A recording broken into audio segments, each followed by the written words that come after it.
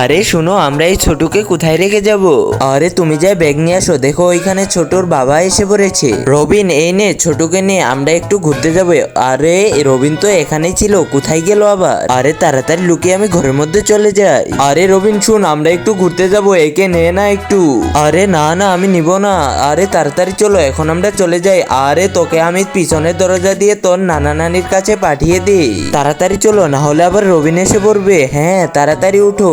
হ্যাঁ, আরে ছোটু তুই এখানে কিভাবে আসলি? যা তোর পাপার কাছে যা। আরে না, তাড়াতাড়ি দরজাটা লাগিয়ে দি। আরে দেখ, তোর পাপা শাটার বন্ধ করে দিয়েছে, পিছনের দরজা দিয়ে ঢুকিয়ে দে। আরে বাবা, তুমি ছোটুকে নিয়ে যাও। আরে দাদু, আমি তোমার সাথেই যাব।